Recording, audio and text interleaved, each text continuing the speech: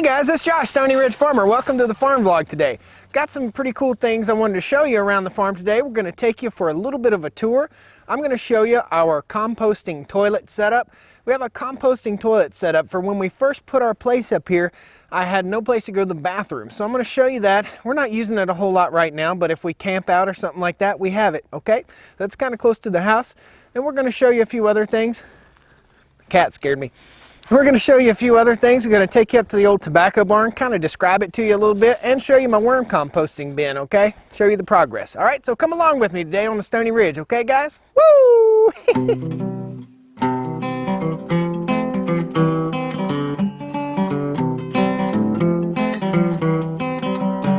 Stony Ridge.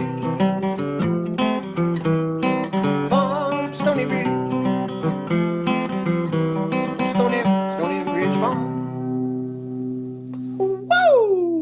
So here's our composting toilet system. Basically, I got the idea from hiking at Ross Lake in Washington State. We did a big man hike with a bunch of guys up there, and they had these neat composting toilets which were similar to this. So I pretty much took the idea and built my own composting toilet here on the farm in case we need something like this in the future. And we needed it when we were building everything here before we had a home. So let me show you a little bit about it. I'll tell you a little bit about it, and we'll kind of walk around it, okay? Guys, don't expect this composting toilet to blow your mind with awesome, intelligent stuff. This is nothing special. This is only a stand with a hole dug down here with a toilet seat that I placed on here. It's comfortable. It's almost like a convertible outhouse. Basically, we keep a bucket right here.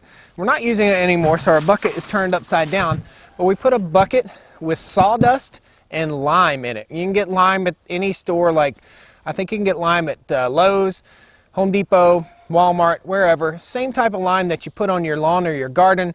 We used powdered lime and mixed it with fertilizer. Every time you take a poopy, we throw a little scoopy of lime and fertilizer, and basically we just use a coffee cup. So we had a coffee cup sitting out here. Every time you use the composting toilet, you don't have to do it when you make urine, just when you make a poopy.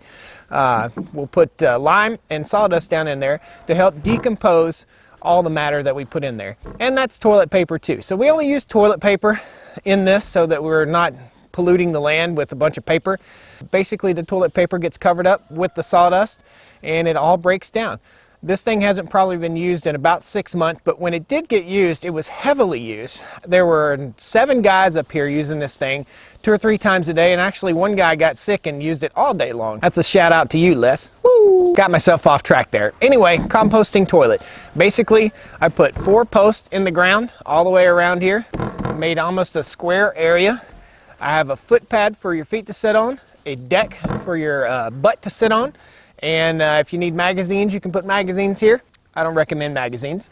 So sit down on the composting toilet, poop drops in, and I'll show you the backside, where it goes, and how it all works. The cool thing about the county that we live in here in North Carolina is that you're still allowed to, by law, have an outhouse, which means we're in the deep woods country, guys.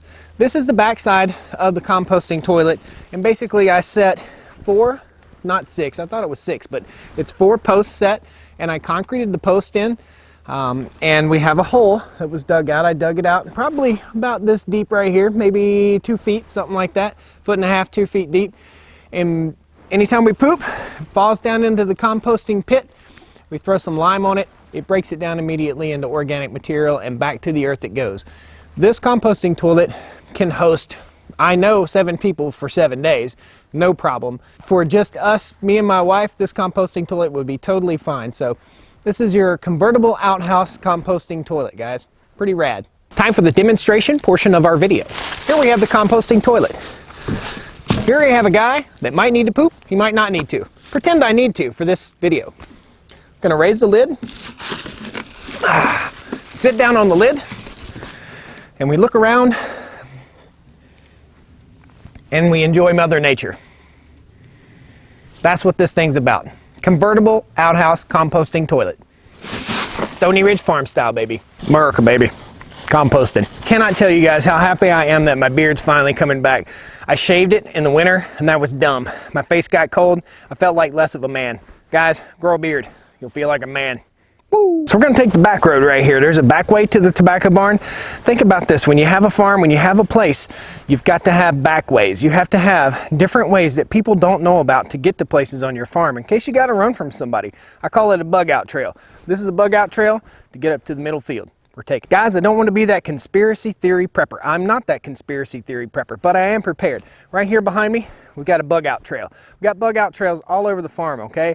If there's a point in our lives where we need to get out of here and we need to get out fast, we have bug out trails. We also have hiding spots. Guys, there are a lot of crazy people in this world. You've got to protect yourself. You've got to be thinking. If you've got land, if you've got a place, make some bug out trails. Be able to get out of Dodge quick. Keep a bag packed and be ready, okay guys? I'm not a crazy prepper, but I'm telling you right now, there are crazy people out there that can really hurt you. So be prepared for it, okay?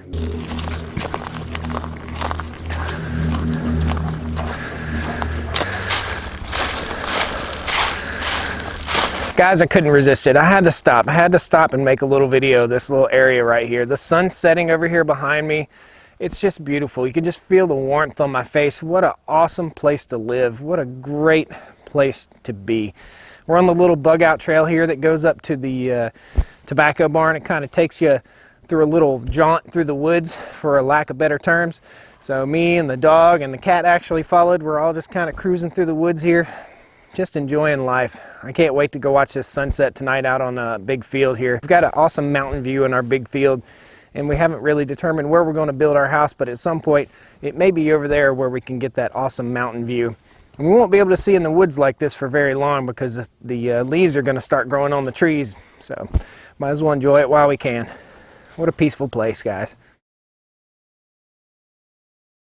Take a second right now and think about how much you know about trees. What do you know about trees, guys? Do you know what type of tree you're looking at when you look at a tree? I think you should, okay? Do some research, get some books, learn what types of trees are what, learn what they do, learn their properties. It's something that's important. You may not think it's important, but it's important. If you want to survive in the woods, if you want to live in the woods, or if you want to own land, you need to know about trees and what type of trees you have on your land.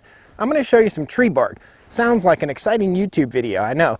I'm going to show you some trees, and you can identify them just from the bark. It amazes me the vast diversity of trees that we have in our forest right here. This is an oak tree, this little guy here. That's a white oak tree, and you can tell it's a white oak just by the bark. This is a sourwood tree, and that's what we get a lot of our honey from, and there are plenty of sourwood trees here on the farm. Down through the woods here, we've got poplar trees. This is a black gum tree, which is a beautiful tree. It puts off little balls that look like a star. It's pretty neat.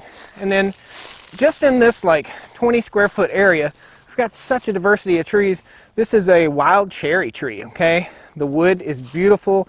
It's got a pink tinge to it and it smells wonderful. Over here we have a beech tree, and this beech tree is kind of akin to the alder tree. If you watch the video of me walking the land, which should be posted yesterday, I'll post it, it'll be right here, right there.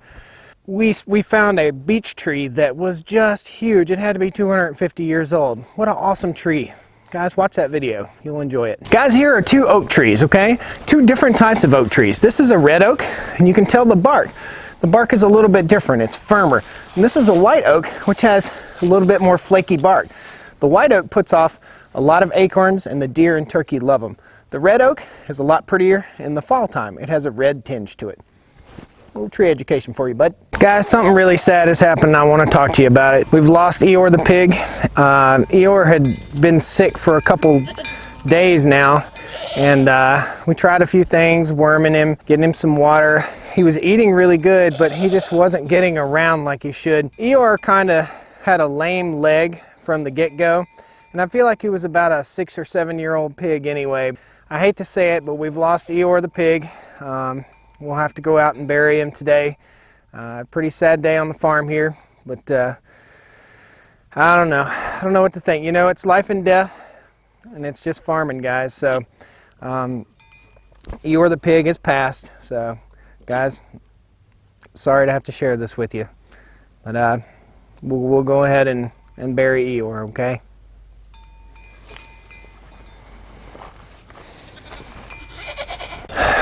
Guys, oftentimes reality of life has to set in that things don't live forever, things don't last forever, and you know, losing Eyor the pig is sad, But it's just part of life, and it's part of farming sometimes. You know, good that a pig like that could live a good long life and have a good place to pass away. Just an unfortunate thing, guys. And you know, I think we often don't get enough reality in our lives. You know, guys, we live in the city and we own a guinea pig or a gerbil or a hamster, and it dies, or a goldfish, and we just flush it down the toilet and get another one like it's nothing. But you know, Eyor meant something to me, and I'm really sad that he's gone. So gonna have a little pig funeral for him, poor fella. All right, we're going to talk about the tobacco barn, guys. This is our tobacco barn. The barn was built probably in the early 1900s, late 1800s. The logs on here were hand hewn, which means they were hand cut. They were hand chopped and flattened on each side. And basically this building was what was used for years and years to dry tobacco. Inside this building, there are poles that run this way, and that's what they use to hang the tobacco on to dry. Traditionally, they would start a fire in the bottom back side of this building, warm up the building, and dry the tobacco before they take it to market. So that's what this building is a building that was used probably, I'm going to say, from 1910 all the way through to probably the 1970s to dry tobacco. And that's the way tobacco was dried in the South. So I'm going to walk you in here. I don't know how good the lighting is in here, but I'm going to take you in here and show you the pier poles, and that's what those poles are called, pier poles. Basically, those pier poles are still in there, still intact. The roof is still intact. Everything still looks good. We're going to convert this into a cool cabin someday, and we'll have a place to have guests come and stay. So part of our farm plan is to have several cabins throughout the farm where folks can come and stay. A little farm bed and breakfast. Nowadays, it's hard to make money on a farm. So we're going to add a little element of bed and breakfast farm stay to our farm so that folks can come and get a taste of the country life if they want a taste of it, or just get some peace and quiet, come out and relax and watch the deer. Pretty awesome. So let's take you in the tobacco barn and show you what it's all about. The tobacco barn's pretty old, guys, and the door is raggedy and about to fall apart. We got a little system here. Kick our block down. And here's inside the tobacco barn. So inside here I've got some old straw, and you can see right up through here I've got some stuff stored in here, but you can see the old pier poles in there, and I'm not sure if you can see them very good. So here's a pier pole that we cut out so that we could walk in here because I'm 6'5" and I couldn't walk. And here's another pier pole right here. And basically these are what I'm using for supports to hold things up in this tobacco barn. And here's another pier pole right here.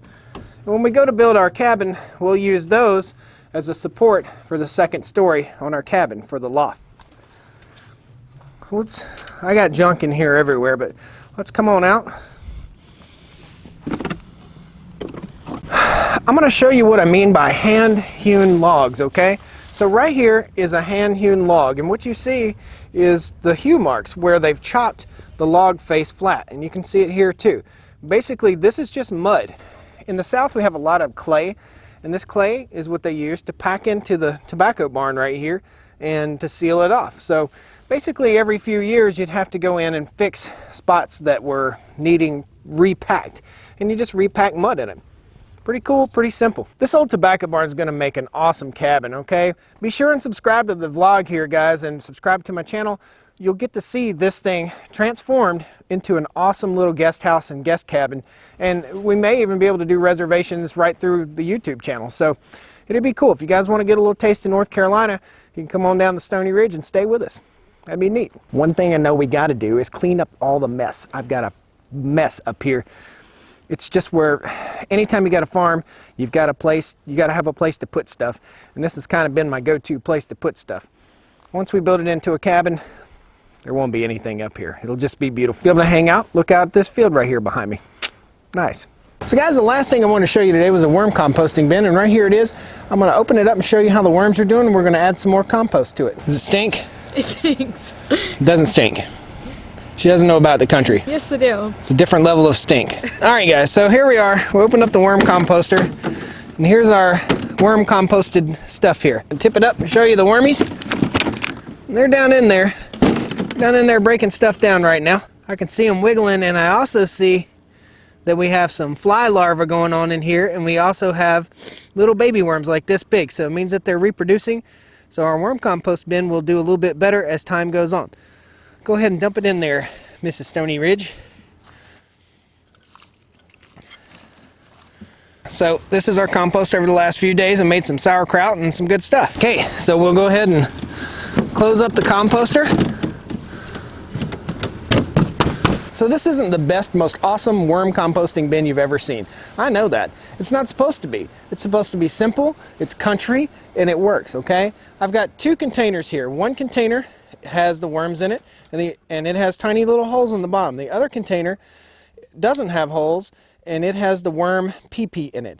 The worm urine is what we want to use on our plants around the house here. So that's the reason we're doing this. These worms will breed like crazy, and whenever we go fishing in the fish pond, we'll always have worms. Twofold. We'll improve this as time goes on, but right now, that's the worm bin, Stony Ridge style. A little bit on the cheap. Good times. Well, thanks for coming along with me on today's vlog. I really enjoyed having you here. I enjoyed taking you around and showing you some things that I love. It's really a bummer that Eyor passed away, but we're going to go ahead and go get him and do a little funeral here on the farm for him.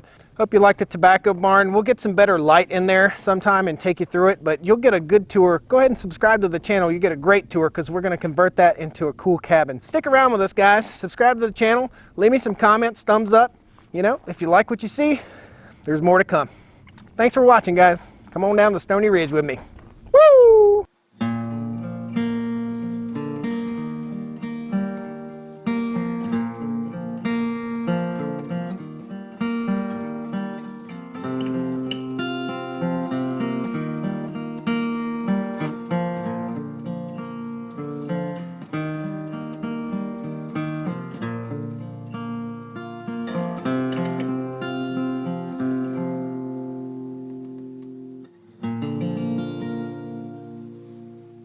Bye, Eyor. You're a good pig, buddy.